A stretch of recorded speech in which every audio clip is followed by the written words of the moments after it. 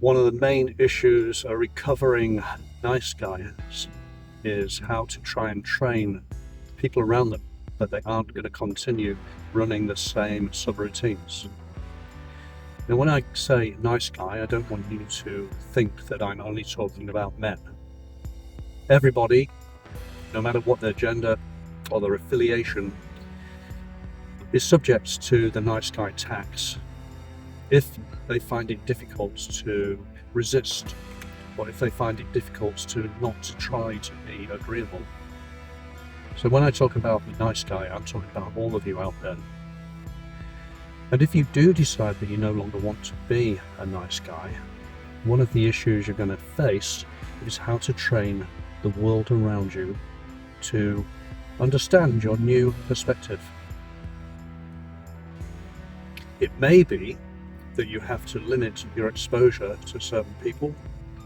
It may be that in order to gain a new perception from people, you have to actually change environments and move jobs. Sounds like a big decision to make, doesn't it? But interestingly, one of the major ways to snap out of nice guy syndrome is to learn to make big decisions and to stick to them. Because one of the major downfalls or limitations of being stuck in a nice guy subroutine is the tendency to be compliant and to drift, to not have a rudder, and indeed just vaguely wander through life without really examining where you're going, what it is you're doing, and how you're getting there. So if you think this sounds like you, have a look at the Pattern Interrupter channel, because I post regularly about this kind of thing. I'm interested in assisting people to break out of the shell they're in so that they can get better results within their careers, within their relationships, even within their health. There's no point in living a stressed, anxious life when the alternatives could be so much more profitable and better for you.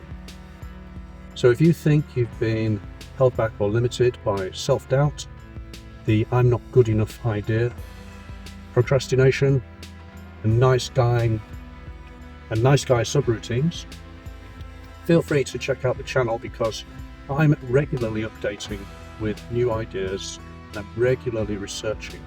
In particular, I'm researching how people act on a neurological level, tricks that the brains can play upon us when we find ourselves caught in stressful situations.